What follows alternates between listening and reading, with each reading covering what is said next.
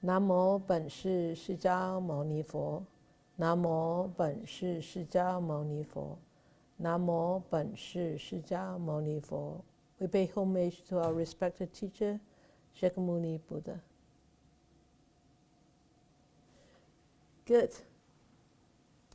I hope you are all well. Okay. It's fall. It's autumn, right? We have rain for the last, well, starting today. Yeah. Okay. So we continue to explore this book, The Way to Home. So this is still in the chapter of the breath. I think this is the second chapter of the breath. So tonight is a really beautiful, attractive, tasty picture. Yeah. Peaches from our orchard. Yeah, that must have been around 2014, 2015, 2013 maybe. Can't remember, but yeah, beautiful peaches, and nice and big and tasty and sweet and bugless at that time. Yeah, bugless. Yeah, no bugs. Okay, the floor is yours. Your turn. You say anything about this picture. What do you feel about this picture? What do you see in this picture? How do you feel about this picture? No hands? Huh. No hands. Strange. No. Okay, Titania. Thank you, Sifu. Thank you, everyone. Actually, today's photo and the one from last week go hand in hand in pair for me. Mm-hmm. I was very touched by last week's photo with the turtle, right? Turtles, the ground, and the water and the earth. Yeah, actually, it reminded me of the long time in my life. You know, all the trouble, all the hurdles. It's so hard to cruise on, and it's very difficult to walk. But actually, how to put it? I kept reminding myself to keep on walking. And there's a Chinese saying, 马死落地行. Yeah, when yeah. the horse is dead, Yeah. we still need to Walk. with our feet, right? Yeah, right. By Yeah. ourselves. We have to get off the horse and walk. Yeah, right. Yeah, we have to walk, and even we might be able. We have to crawl on the ground. Yeah. We still have to continue. Exactly. It's life, right? We can't say no to Yeah. hurdles and Yeah. all the troubles. And I was so touched by Sifu's teaching because you reminded me of breathing, and that's the one thing that keeps me going. No matter how hard, I just breathe. Yes. If I keep on breathing, Yes. then I have the next moment. And this is one important thing to keep me hanging there, hanging in the air. Hanging in the air. Reminder. And also breathing for me now has a second level. It's not just breathe. Okay. Yeah, I was so happy. Thank you for the teaching because I kept saying thank you, Sifu. And then today, when I look at this photo, today's photo, it's like the fruition. So whenever we keep on going, we keep on breathing, we keep practicing, I'm sure one day the gorgeous fruits will bear on the tree. Exactly. And it will never be by the three triple gems. Yes. That's the most important. Thank you. Nice, very nice sharing, very sort of hearty sharing, yeah? It's really, she feels it herself, and so she can actually share, beautiful sharing. This is what I like about Tuesday sessions, yeah. Okay. Next one. She talks about fruits. Yeah. This is fruits. Yeah. Fruits of abiding, fruits of perseverance, fruits of, keeping going on. She said that one of the we call slang in Chinese is when the horse is dead, we have to get off the horse and keep walking. I don't know whether you have something like that in English. It's so, it's so great. That slang is really, it's so so true. That horse is dead, and if you don't want to walk, sorry, there's nothing you can do, right? Yeah. Good, great. So, anybody else? No? This is such a beautiful picture and no comment? Yeah. Okay, Isabella, there you go.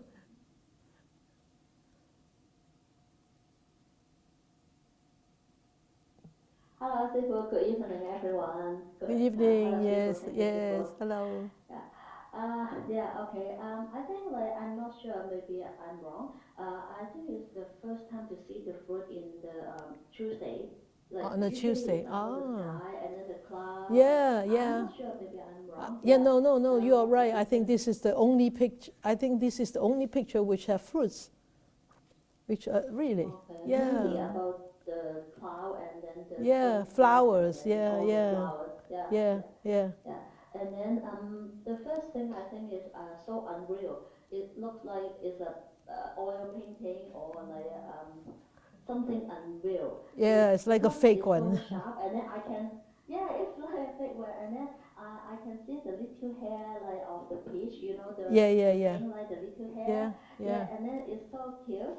And, It's so cute. and then when I see the fruit, and then it reminds me of the kind of like a cause and effect, because like when like me as a normal person, I want to get the fruit, I want to get the result, but like most of the time, 99%, I will forget, like we need the water, we need the good weather, we need to have soil, and then we need to have farmer to like pick all the weed, and then we have to put effort to have the fruit. Like every 99%, I will say, oh, I just grab the fruit, and then I enjoy the fruit, it is so good. But like it reminds me to think backward, like how like I mean like the conditions that bring the fruit. Exactly. Why should I have the fruit? Am I deserve to have the fruit without doing all the work? Exactly. And then without appreciate all the the water, and then the good weather, and then the farmer and all the effort. Am I too greedy to just want to get the fruit and do nothing? So it reminds me like to think backward, like to appreciate everything. Like even little thing, even the ladybug or the honeybee. Pollination, right? Even the little thing I should appreciate. Every little thing. Good. Wonderful. Thank you, yeah, it's good to be able to think backward, seeing the fruits there and not just take it for granted, and really start to appreciate what are all the conditions that actually bring fruits into your home, or on your table, or into your hand, or when you're eating it. Moments of gratitude. Great, good, wonderful, nice. Okay, thank you, Isabella. Anybody else? Okay, Wai Fun, yes. Okay, there you go. Thank you, everyone. I look, this picture is on the right side and left side. Right side is food, red, and I think that when I mindful, when I just sit there, and if my ideas is on the red pages, I will feel very steady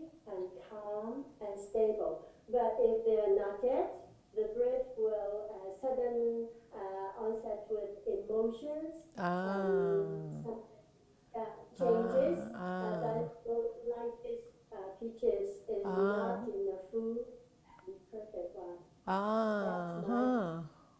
That's interesting how you see it. Hey, that means when you're actually sitting quiet and calm, the breath becomes so obvious, just like those fruits on the left-hand side become so obvious. But yet, when you become dispersed or distracted, it's just like the fruits disappear from you. It's just like the breath disappearing from you, and you don't see it. It's so wonderful. You see so many different perspectives from just a picture, from just the same picture we are looking at. So, yeah, great, good. Anybody else from the floor?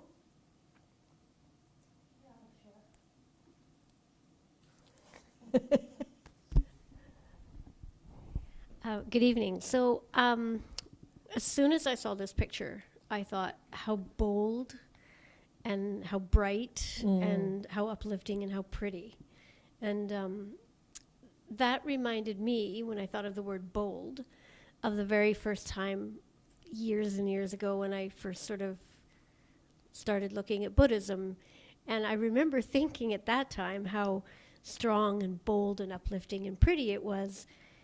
I've since then realized it's also very, very subtle, and it's very, very deep, and it's not as simple as I first thought when the teachings are beautifully accessible, yes, which is what gave it that boldness. Yeah. But the more I look at it, even today, the more I realize it's so complicated, so subtle, so profound. Yeah. But that was a nice way to start. Yeah, it is. It is. It's, that's the nice way to start. Is the beauty of it actually attracts you, right? It attracts you. It presents such a beautiful picture, and it attracts you, and so you're drawn to it. And that's what actually Isabella talked about, is the conditions. You have those conditions that attract you to look at these pictures, to look at these peaches, and you're attracted to the peaches. So you want to explore more about the picture, more about the peaches. That's the same with the Buddha's teachings, right? Yeah, you're attracted to. Then remember, we can't remember the sutta's name. It's talking about the 14 steps of developing our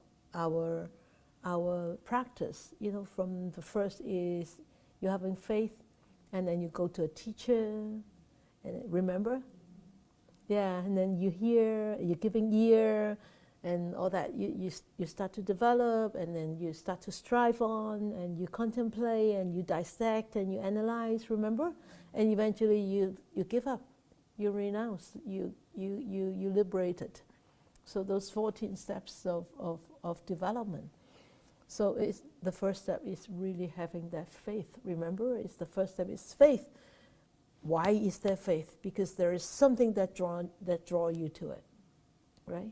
Yeah, great, good, wonderful. Anybody else? The mic is not just over there. Okay, Catherine.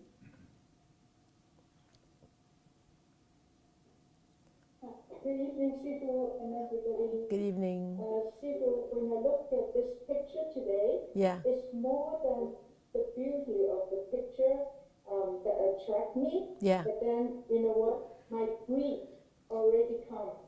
When I look at the picture, oh, peaches, I want to eat. And I would, oh, I hope I can go to Po Lam soon and then get a taste of it.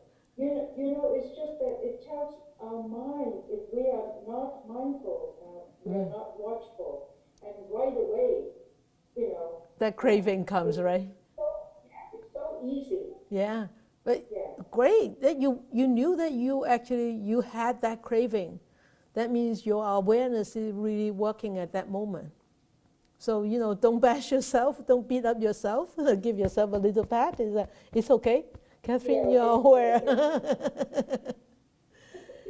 Yeah. You see? Yeah, even just a picture can actually arouse the mind so much, right?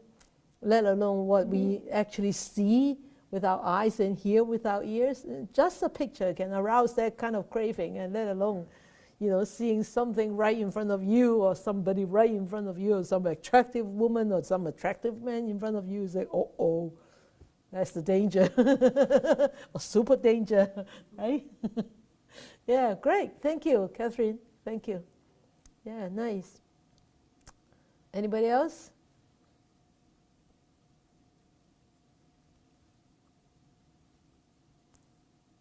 No? No? Nobody? Okay. All right then. Fruits, yeah, that's the, I don't know why I put that picture there, but I see this fruit is actually, I see a lot of impermanence in this picture. For myself, I see a lot of impermanence, maybe because I look at that peach tree ever so often, right? Now, like 2/3 of the peach tree is gone. We only have like one branch left because it's, the wind blew it off, the wind broke the main trunk, and then there were a lot of bugs. And as I have heard from some of my old neighbors who have since passed away, they said peaches needed to be grown under awning, right? But our peaches is standing right there, open, no awning, nothing to cover it.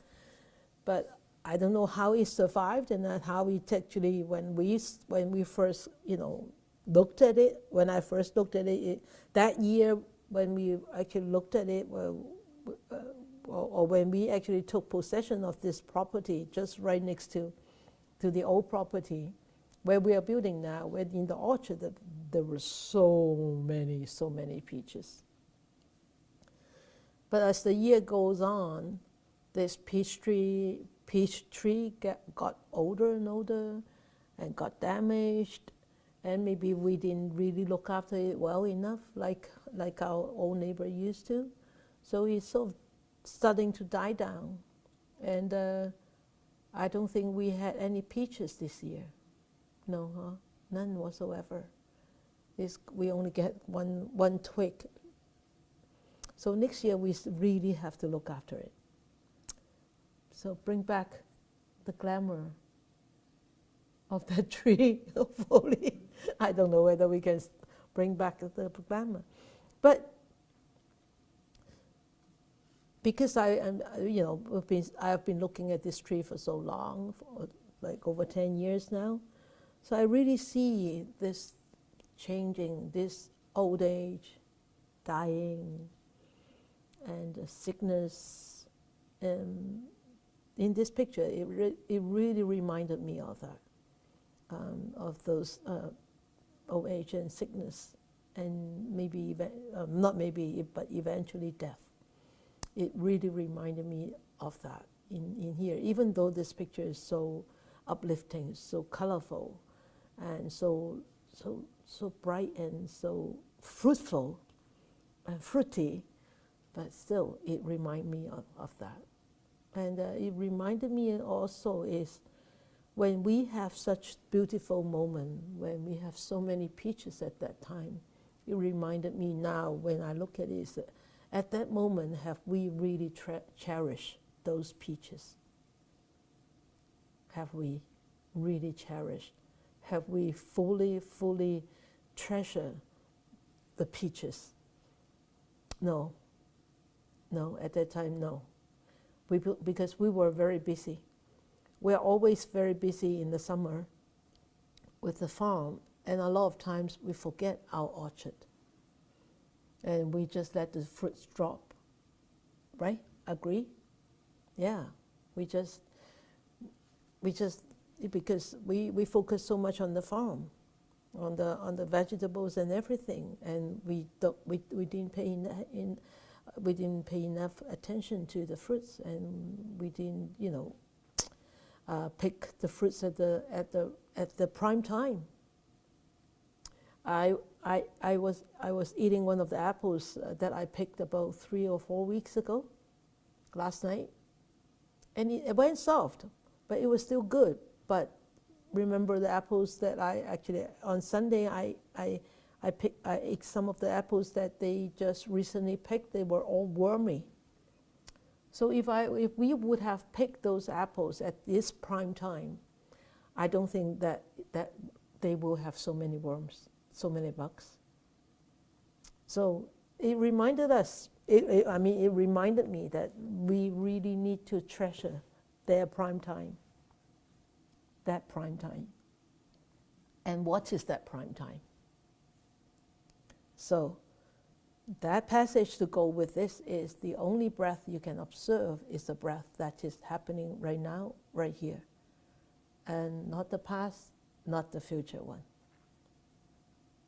So that prime time is where, is when. Right now, right here. Right?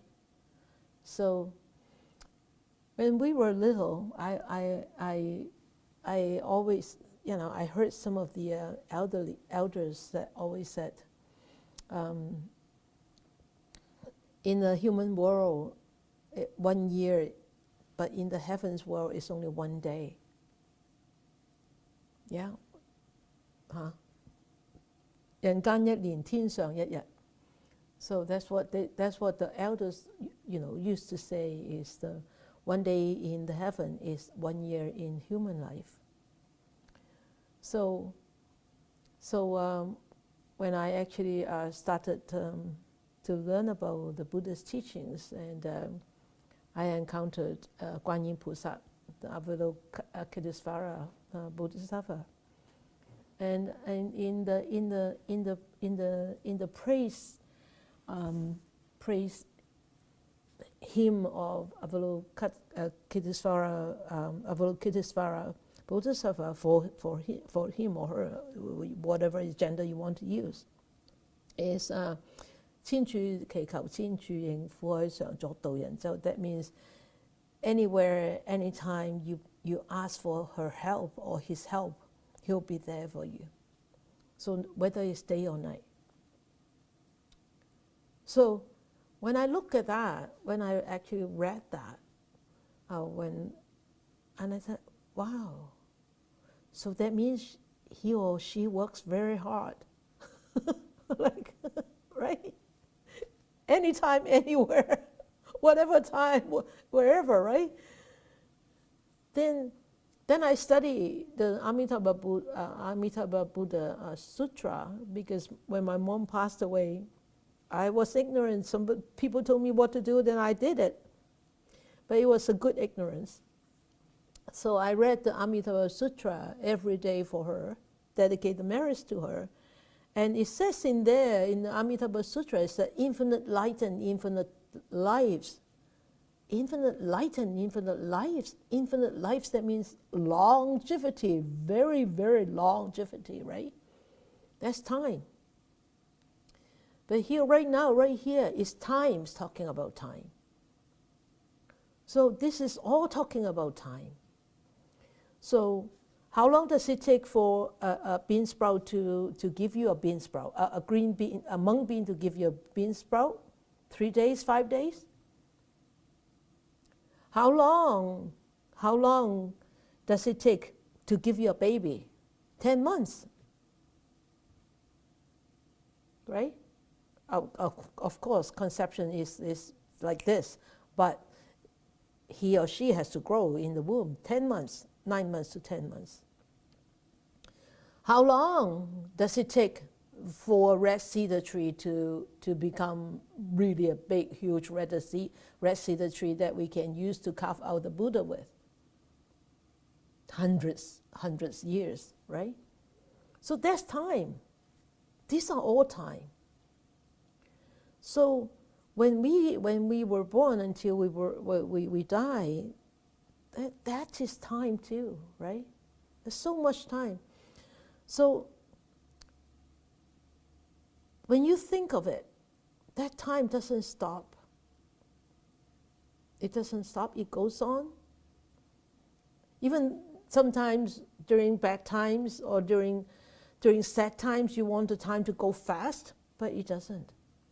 And sometimes when you're feeling so happy and so elated, and you want the time to stay, to hold, sorry, it won't. But when you look at this is only happens in a mundane sense.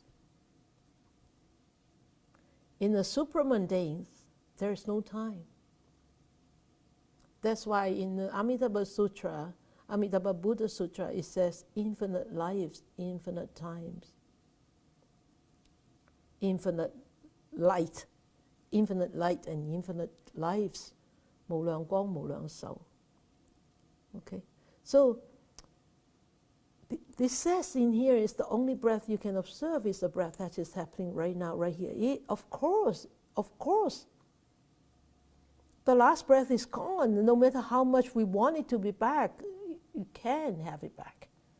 And the future one hasn't come yet, because until this present breath goes away, then the next one will come. Then that future breath will become the present breath. So there's no way that you can wish for the past one to stay and the future one to come. No way. But that's be realistic. The one that you can actually feel and observe is the one that you are breathing right now. Okay? So this time, how are we going to use this time? How are we going to use this time fruitfully, meaningfully? A lot of times, a lot of people say, what's the meaning of life? There's no meaning of life, especially when somebody dear to them passed away, or when something that were very, very dear to them, they lost it. They said, there's no meaning of life. But really, meaning of life relies on others? Relies on the existence of other people or the existence of outside thing? Oh, that is really not the meaning of life. Meaning of life is how you live your life. That's the meaning of life. The meaning of life is how you deal with your life at this moment. That's the meaning of life. That's the own true meaning of life. But if your life has to depend, if the meaning of your life has to depend on the presence of others and on the presence of things or whatever, then that is a wrong concept. That's his illusion. That's his delusion. That is total ignorance. So, in order to live our meaningful life, we have to use this moment, present moment, fruitfully and meaningfully. So for us and for you and for me, time is very fair to us. Every one of us have 24 hours a day. Don't we? Goldie has 24 hours. The squirrel has 24 hours. The raccoon has 24 hours. The pigs have 24 hours. We have 24 hours. Time is fair to everyone. It won't discriminate with anybody. Oh, you will have less, she will have more. No. So when we live this life, how are we going to really treasure the time that we have right now? And what are we going to do? How do we really make full use of this present moment, even though we have 24 hours a day? You think about it. How much time we are really spending meaningfully in each day? Take a count. Laurie said, that little. That little. Yeah, really. And a lot of times we are actually spending those time like wandering mind and idle chatter, and even though we may be doing service, we might be doing some meaningful thing, but is our mind there? Is our mind there? Is our mind there at that moment? Is our mind there with this existence? It's actually so critical and so important. So if we start to understand this time a little bit more, then we will treasure it a little bit more, and then I think we will be happily living each moment more. But if we do not understand about this time, about this moment thing, it's very likely that we will forget about it a lot of times. Agree? Yeah. So talking about this time, there is this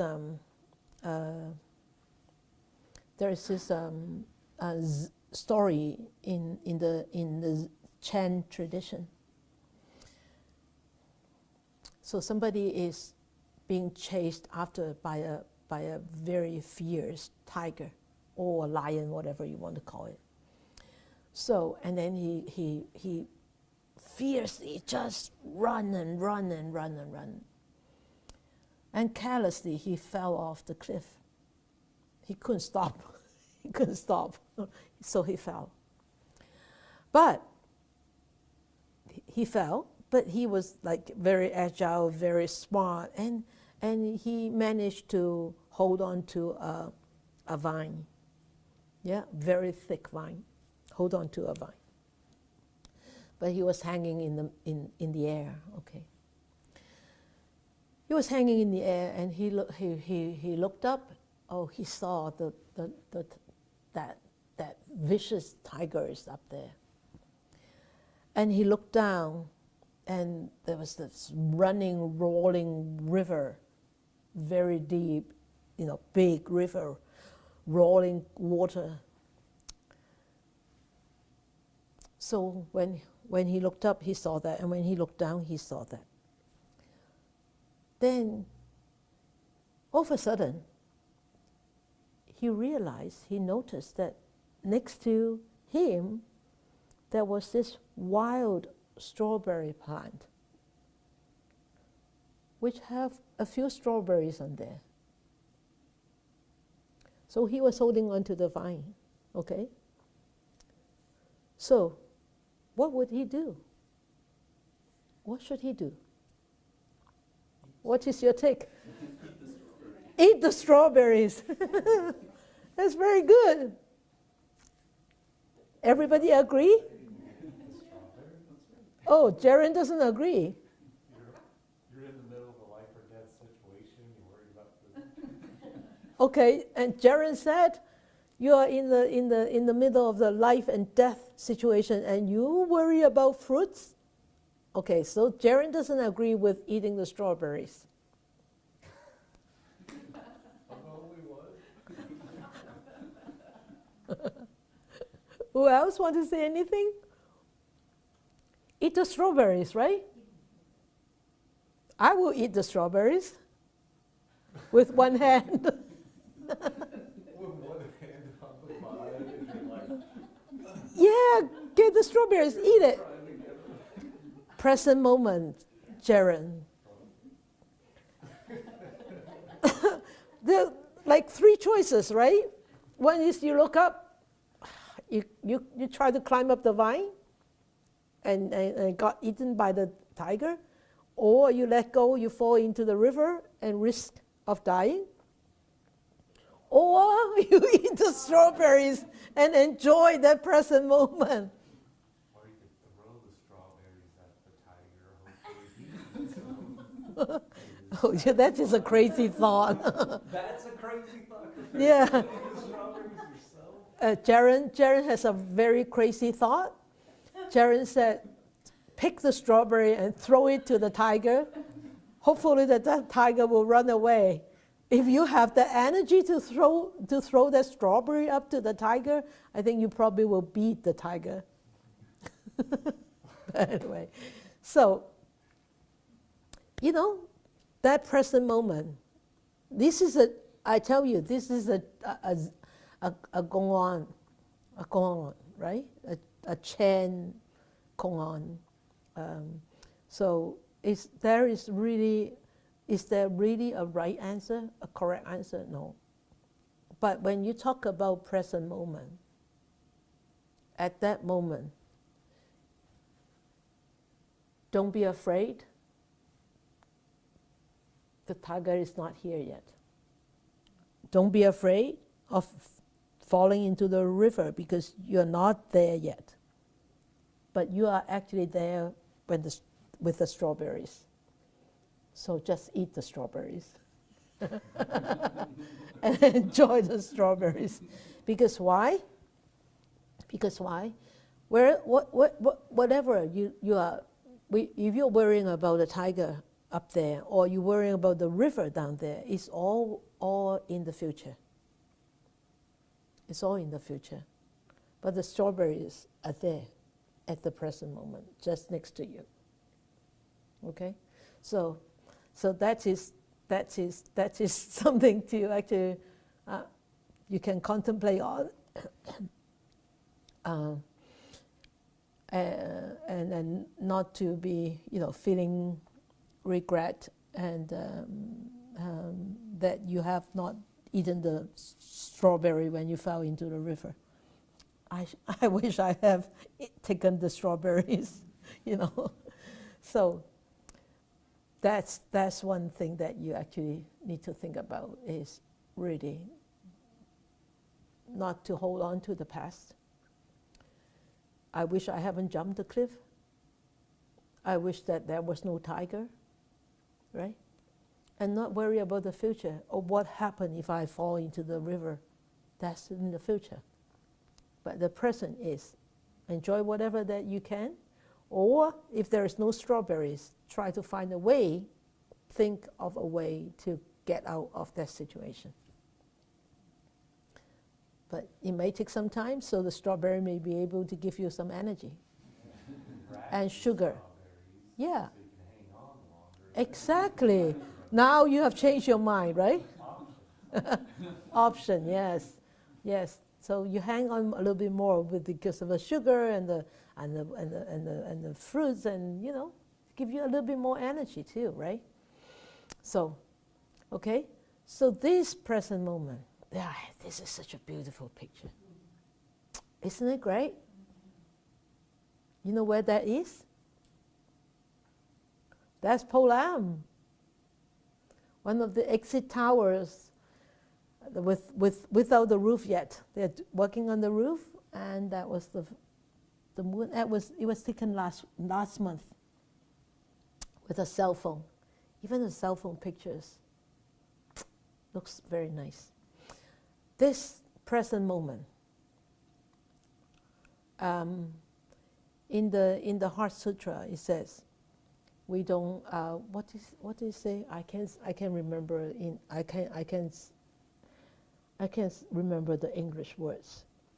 Is you have no attachment, you have no fear, and you are. Quack. Come on. You recite the Heart Sutra every day. Because there is no the Bodhisattva is supported by affection, understanding, finding no obstacles for their minds, having no obstacles. Say that there. Say that through the mic. Now you memorize. You see? You say that. You remember just now. Which part? The fear. What? No obstacles and no what? Find no obstacles for their minds. Yeah. Having no obstacles, they overcome fear, liberating themselves forever. And There you go. Yeah. and realizing perfect Perfect nibbana. nibbana. Yeah, you see? Very good. Good job. You memorize. Yeah, 無掛礙故無有恐怖，遠離顛倒夢想，究竟涅槃啊。So in the Heart Sutra, it talks about no fear, no attachment, no obstacles, and you distance yourself from all these crazy thoughts and all these delusions, illusions. Why? It tells you to bring yourself back to the present moment. So this present moment is time. This present moment is here in this space at this time. And this present moment is now and here your mind, how your mind is, your mental state. And this mental state is what we should do is to cultivate, is to understand, it is to develop ourselves that we start to see conditions arising. We start to see everything comes together and everything goes. And that's sunnata, right?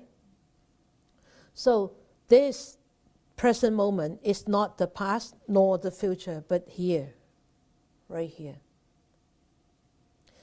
But when we start to judge, when we start to discriminate, when we start to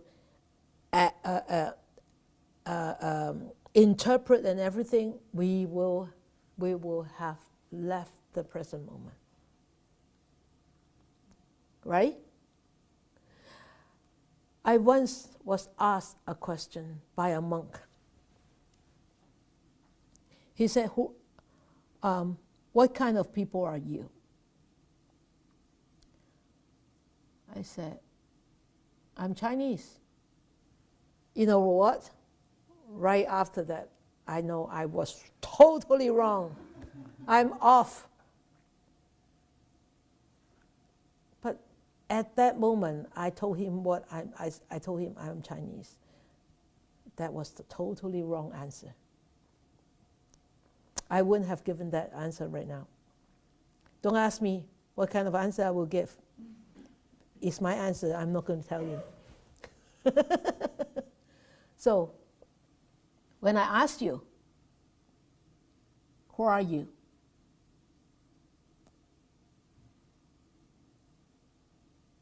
What will be your answer?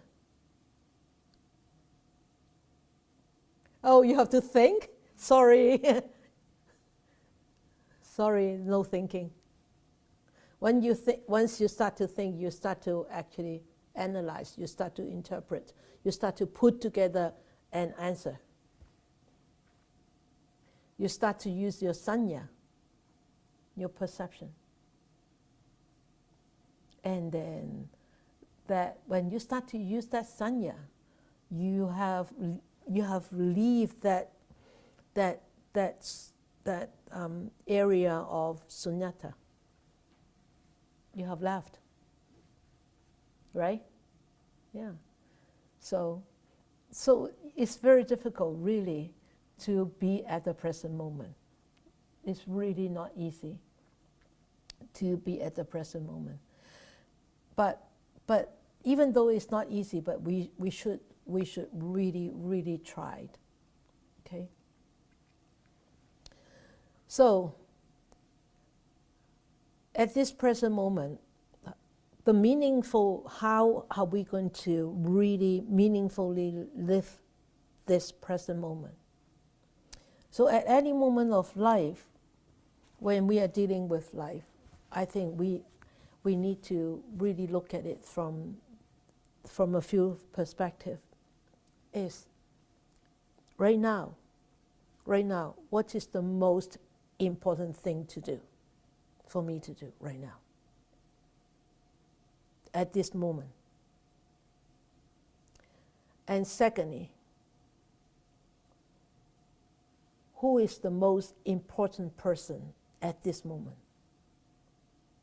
to me? Okay? And third, when is the most important moment to yourself, to me? Okay? So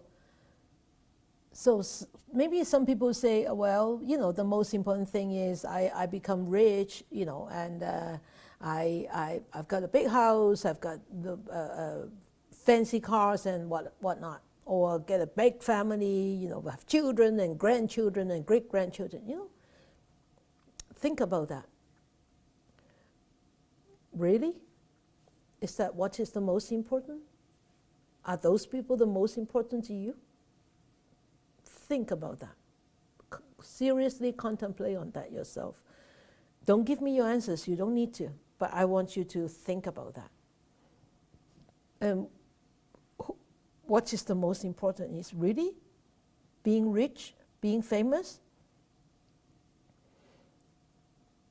When is the most important? Really? Next year? Next month? You know, a lot of times, I mean, during this 30 years of monkhood or nunhood, I have had so many people coming to me and ask me, oh, Sifu, you know, when I retire, I could come in and help you. When I retire, I could come and serve you. Oh, Sifu, when I make in that much of money and put in the bank and for my family and for everybody, then I will come and become a nun. I said, don't. Please don't. It's too late. At that time, it may be too late. Why? Why is too late? Nobody knows. Right? Nobody knows. Whether you can really live that long to save $1 million for your family, or you really can live that long to be able to, at that time you think, oh no, I have $1 million, why do I want to become a nun? I can have whatever I want. I can, you know, no problem. I can buy a house and lock myself up, and I can meditate all the time. You know, I don't need to be a nun. I don't need to ordain. No, I don't need to renounce. You know, who knows, right? So don't talk too much about the future. It's dreams. Do it. Yeah. So every moment, something could happen. Something could happen. And when that something happens, are you able to fully utilize that something that has happened? Whether you think it's bad or whether you think it's good, nothing is bad or good. Everything is good for a reason. I see it that way. Even though maybe you are going through a very difficult experience, that difficult experience, why it becomes so difficult? Because you may be attached to some other things.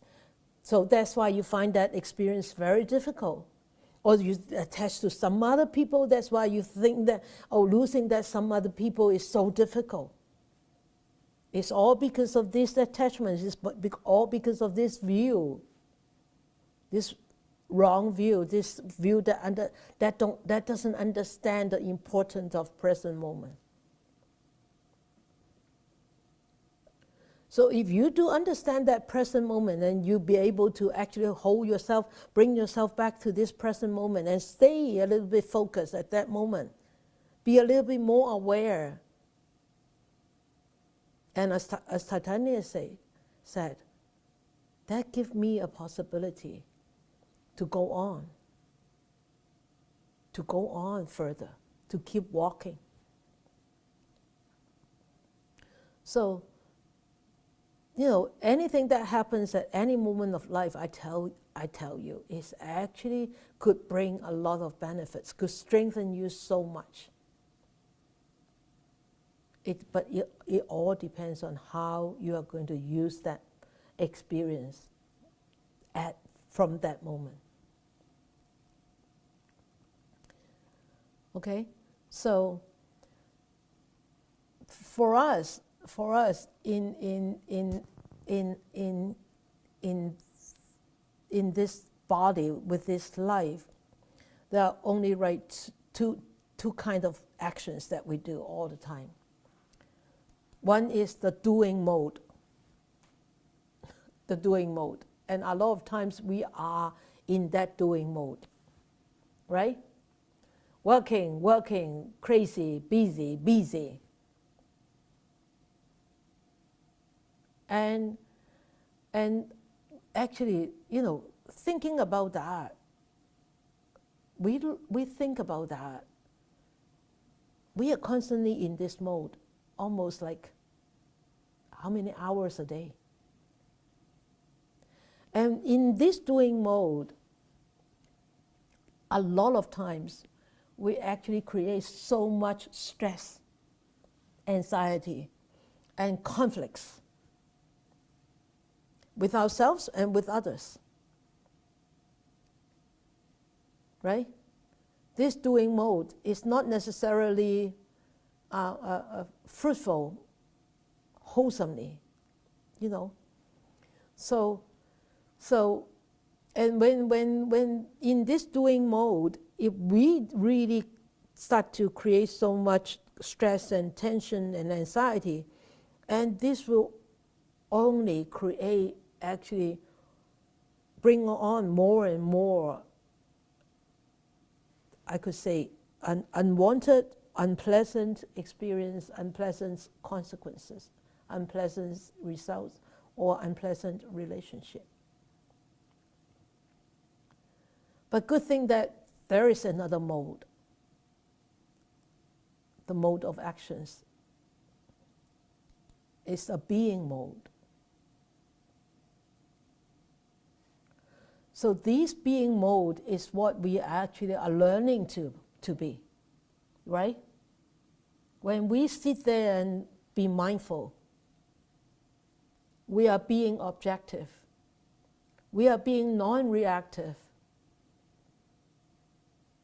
So we have a choice of how we are going to be like,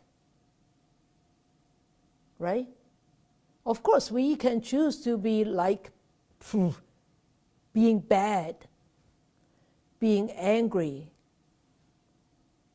But if we are able to be aware and being objective and being distant from our emotions, rather than dive into our emotions, being inside the emotions, then we actually being distant from our emotions and just look at it. Don't you see that there's totally different picture, right? Right? Completely different scenario. So when we are just, why I always say, be mindful. Be mindful the way your body is, the way your mind is. And be mindful is non-judgmental. And you don't start to interpret, you don't start to interfere, you don't start to control or suppress or expect and wishing for. Your mind is just there, just being. You're just being with your body. You're just being with your breath. You're just being with the sensations. You're just being there. And this being, when we are in this being mode, and if anything that actually arises, for example, during meditation or not during meditation, but if you have practiced long enough, you know these deep hidden emotions will start to arise anytime they want. Anytime when the time is ripened, they will just arise. And if you are in that being mode, you won't be easily caught off guard by them. And when you are not being caught off guard by them, you won't just jump into reaction like that, because you're prepared, because you're in that mode, which have that space inside your mind between this reaction and this mindfulness. There is more space there. We are trying to develop this mindfulness is so we can have more space. That space of time, that space of space, so that we don't jump into reacting right away. If we are not trying to develop and cultivate this mindfulness, we are so close to reacting all the time, like this, constantly like this, reacting. But see, if we are like that, then you see, it takes such a long time in order to react. I have to overcome this space in order to react. So we're creating that space. We're giving ourselves more space So this 1 meter thing is great. You know, or this 3 meters, right? 3 meters, 6 feet, right? 2 meters. 2 meters thing is great. Constantly reminding yourself, you have to develop that 2 meters space too with yourself. This mind. Here, not with others. Here. When we have that space, I tell you, that life is much easier.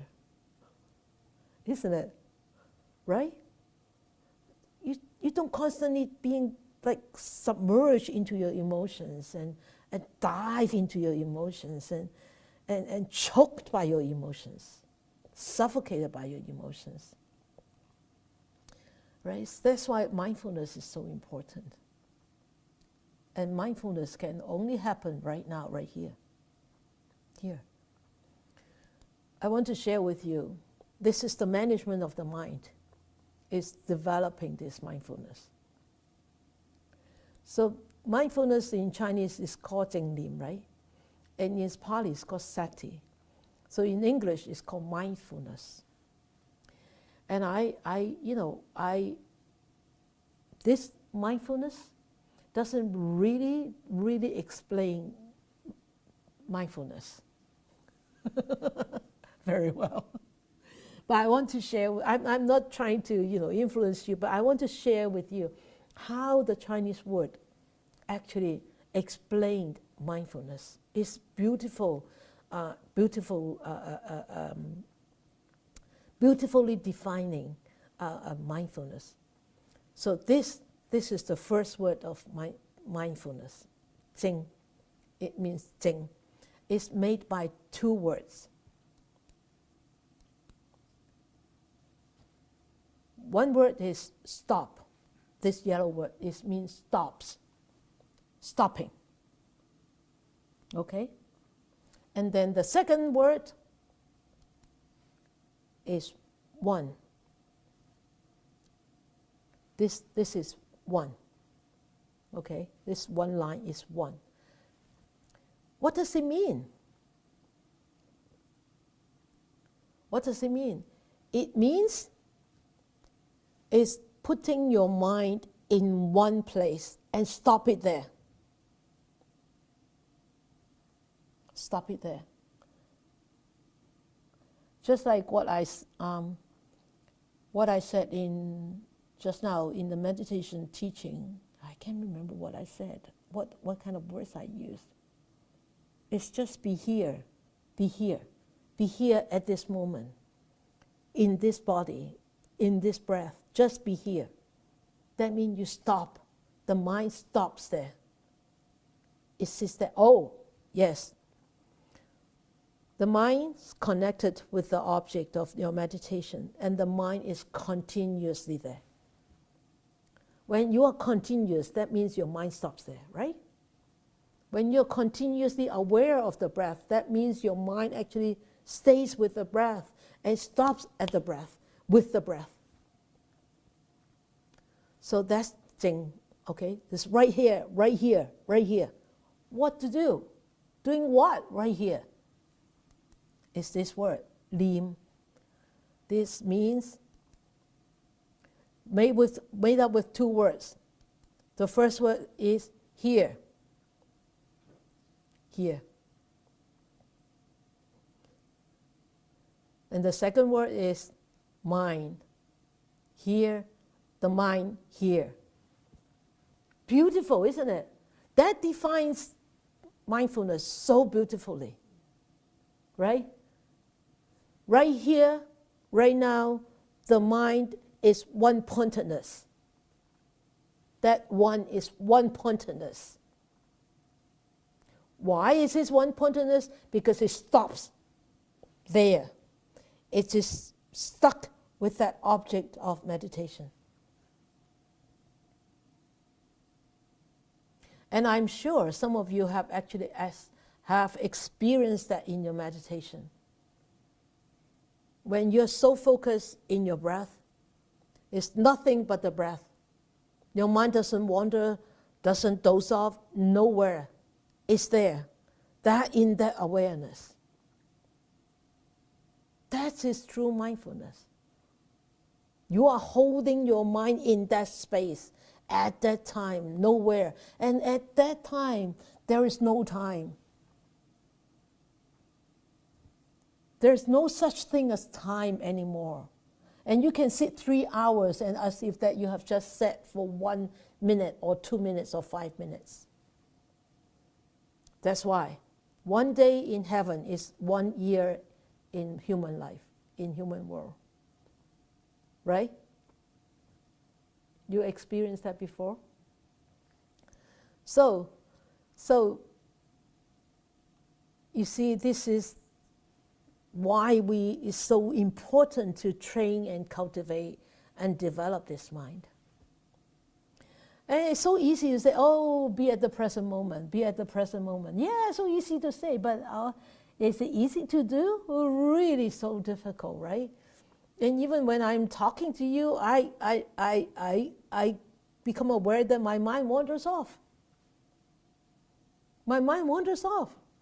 My mind wanders off to remind myself to look at the lights tonight because the lights lit up is on. That wandering thought, you see, my mind actually left that. The mind wasn't here teaching.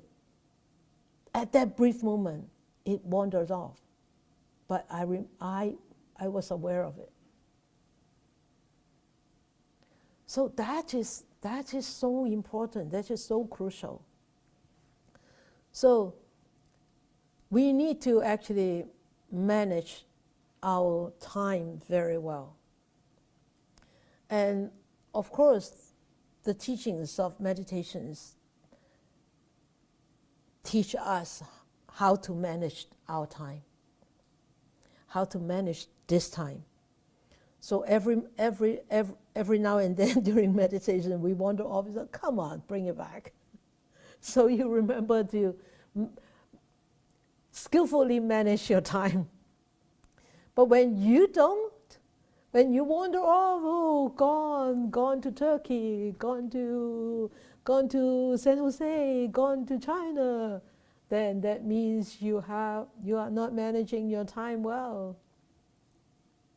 You're gone from this present moment. So that's why I tell you, the present moment is really, remember, don't say that, oh, this is what the Buddha taught, to be at the present moment. No, the Buddha didn't really just teach you the present moment. The Buddha said, be aware at this moment. Not just the present moment, not anything about the present moment, but be aware at this present moment. Be aware of impermanence at this present moment. Be aware of conditions arising at this present moment, at this moment. So they are more than just to that present moment. Okay? So if our mind is clear, if our mind is, aware, and if our mind is stable, if our mind is balanced, then we'll be able to enjoy each moment. But if our mind is so rocky and everything, then this mind will lead us astray. Then we will be eating our food, just eating, but not knowing what we are eating, not knowing what's the taste like, not knowing what we are actually full or not. Right? Because the mind is not there. The mind is not there. So when we are eating, are we really eating, or we are just eating?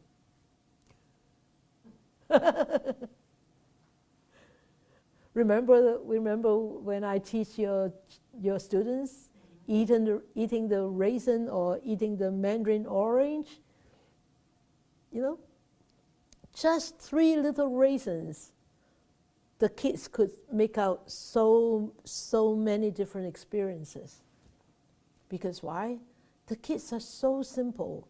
Their mind is so simple. And they can really just concentrate on eating. Eating that one little raisin. One at a time. You say, oh, this is chewy. The next one, oh, this is a little bit more tart. Oh, this is tart, chewy, but yet there is a sugary taste. They could be so detailed, the kids. The kids at school, when I used to teach children meditation. Because why? The kids' minds are simpler than our minds. You ask them to eat a raisin, they'll eat a raisin. And they don't think twice. And they tell you what their feeling is. So it's very, very, very important really to start early in life to really to be trained in mindfulness. So in this present moment, how long is that present moment? 1 second? 2 seconds? A portion of a second? How long do you think a moment is? This present moment is? Less than a flicker, yeah. Less than a flicker. It's really minute, isn't it?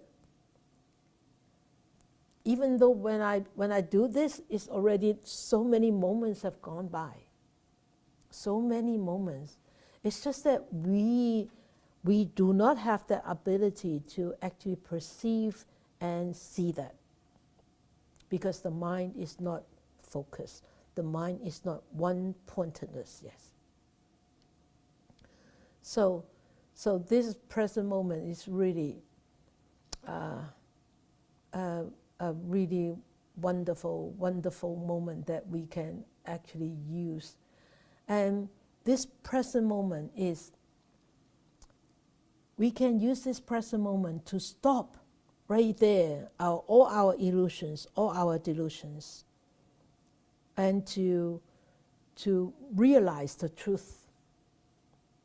At any moment, it can happen. It can happen. So don't underestimate any moment, the treasure of any moment. And as I said all the time is, every breath you take on, every breath that goes off, that passes on, we are one breath closer to our grave. Isn't it? When the clock starts to tick, we are 1 second closer to the end of our life. And that is the truth. It's nothing but the truth. So, here, this present moment is really not time. It is really not the time. It's really how you are going to use your mind. It's really not just the time or just the space. It's how we are going to use our mind.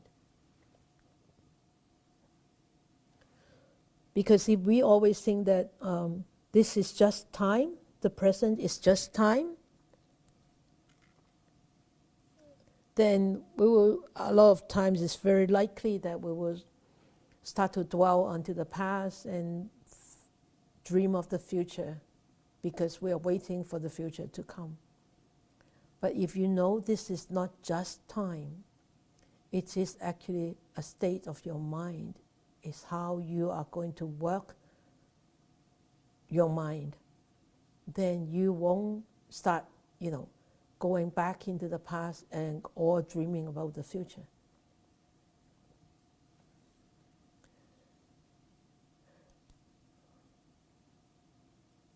Okay, so in the present world of psychology, they say that there are 3 ways to be present. It's very interesting when I read this, but I just wanted to put it out for you.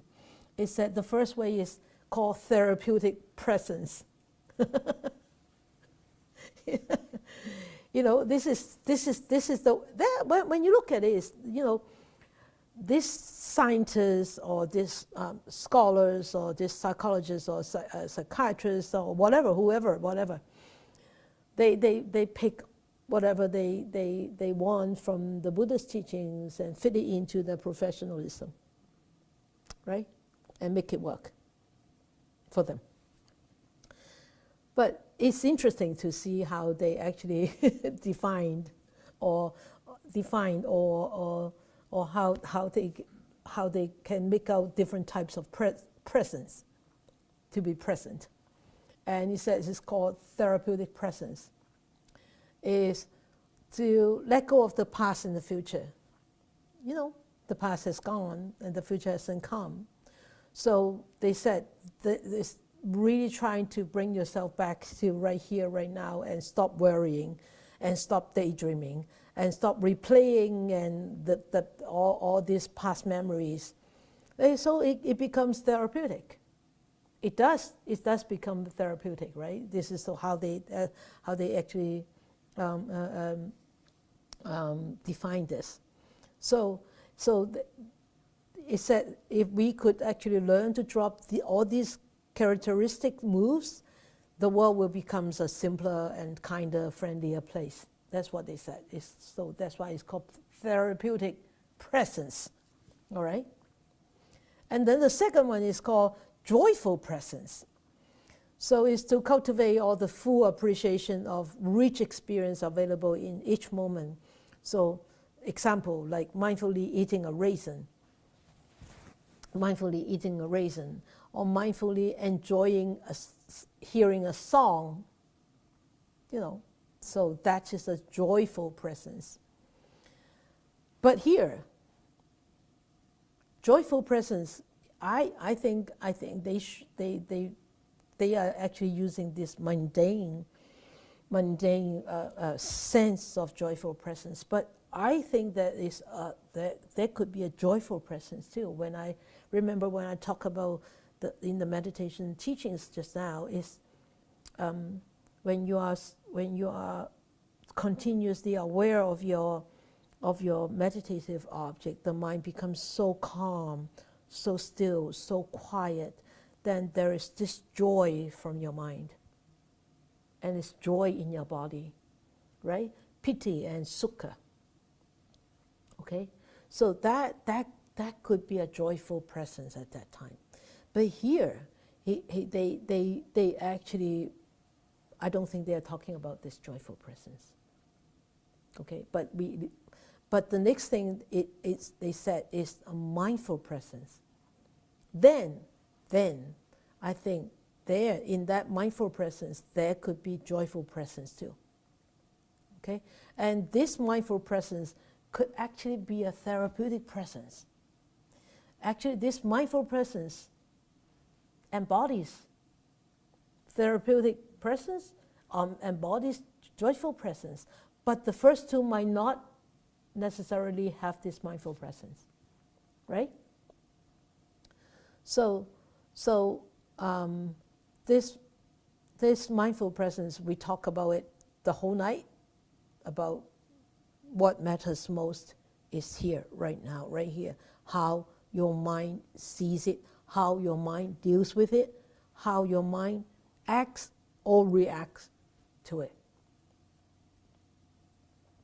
So of course the Buddha's teachings have great teachings about how we could actually to be connected to the present.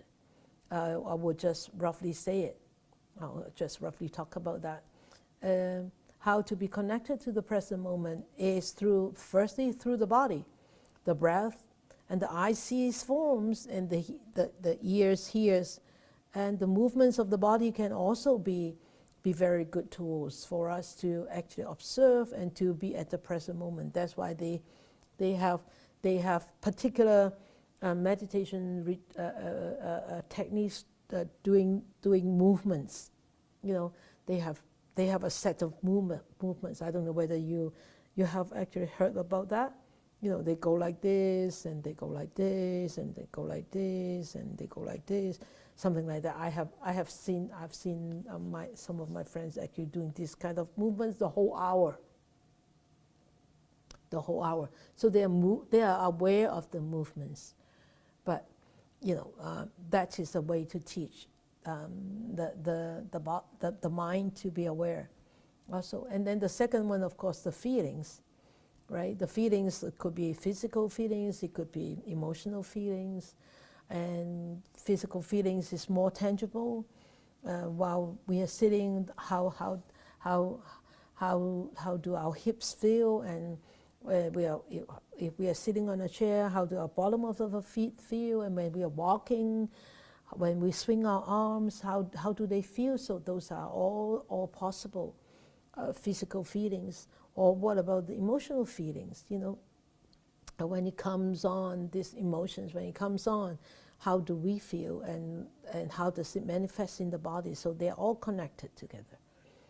So and then the thoughts, watching the thoughts come up, watching the thoughts come and go, and see if we can actually catch the arising of the next thought coming up.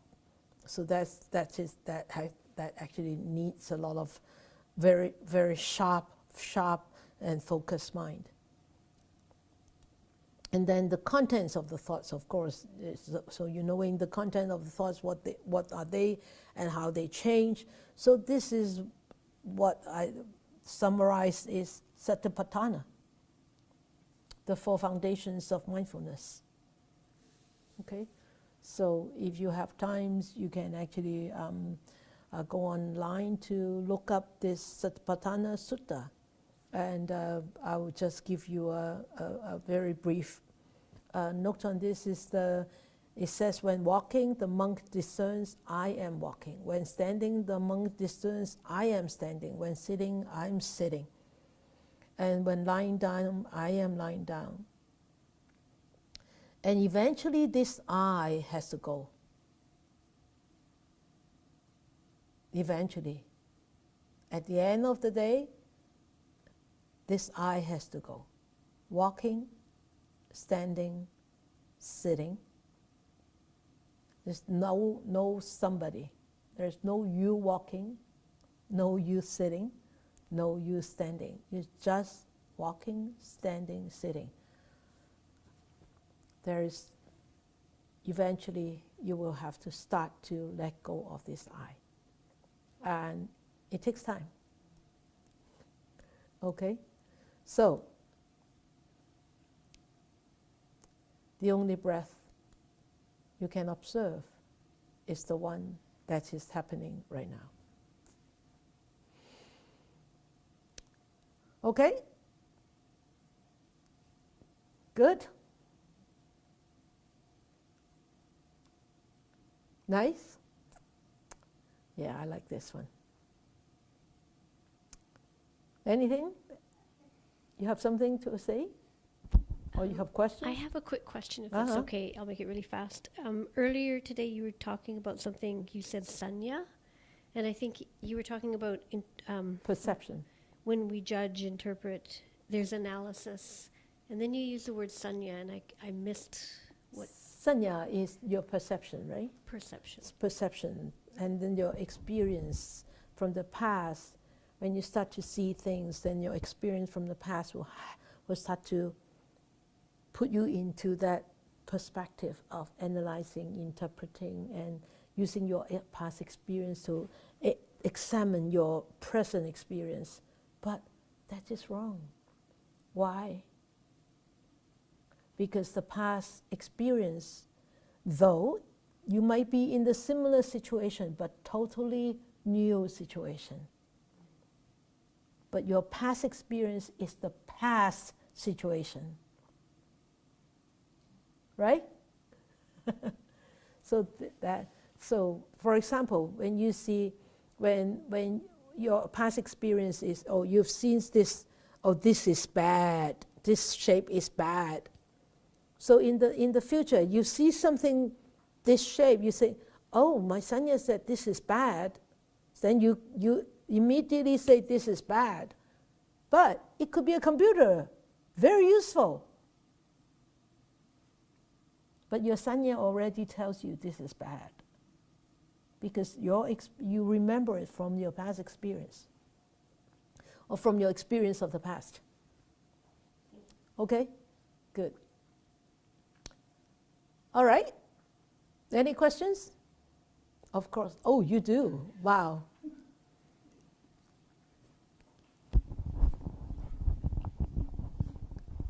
Yeah. Thank you, Sifu. Starting with the strawberry and also your instructions about joy. Joy, Yeah, in the meditation. So that brought up two questions that have come up over and over for me. Mm-hmm. And one of them is that even if I have the faith and the experience that joy is accessible here, Mm-hmm. if I'm very present,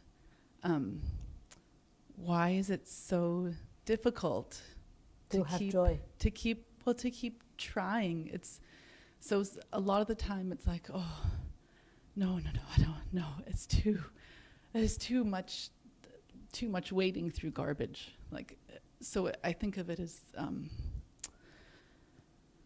difficult. It's hard to Persevere. it's hard to keep trying, which is connected to another question that I had about metta and how important it is to first have metta for yourself. Mm-hmm. To say, no, this is really important, and not because it's going to benefit anybody else, but because it's going to benefit me. Yes, yes.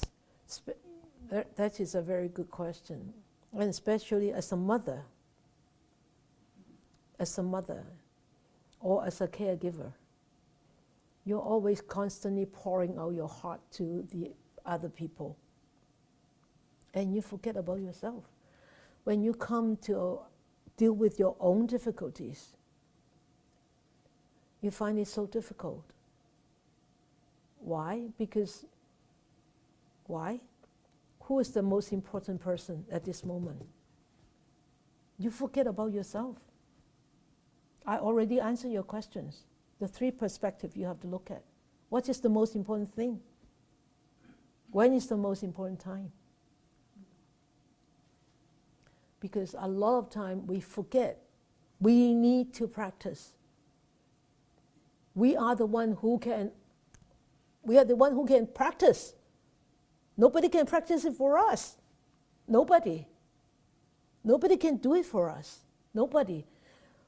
Whether it's happiness, whether it's sufferings, nobody can take it on for us. Nobody. But because you're so used of giving out, you're so used of taking care of others, you constantly forget about yourself. So when you start to come here to deal with yourself, you're so weak. You don't have that energy anymore. You don't have that strife anymore. Oh, forget it. I'm not going to try. It's so difficult. But because your heart is always going out there. But for others, you can totally burn yourself for them. Because you forgot. You got it wrong. You got the priority wrong. The priority of life. That's why I always say to all of you all the time, what is your priority? Remember, I've said it many times to you guys. I don't know whether I've said it to you. Yes. Priority.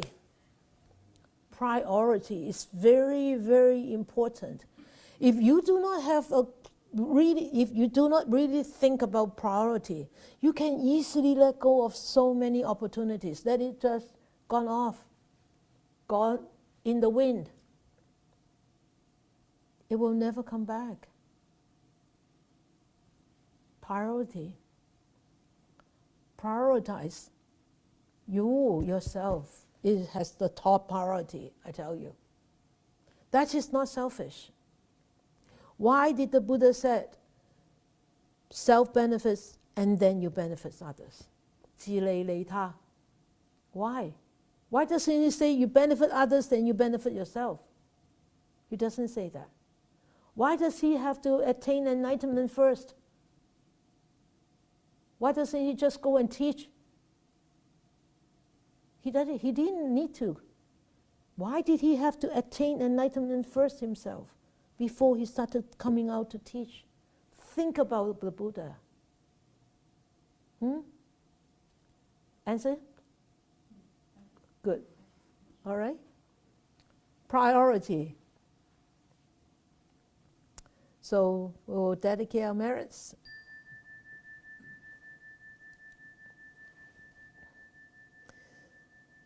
May these blessings extend to all, that we with all the other living beings together will attain the Buddha way.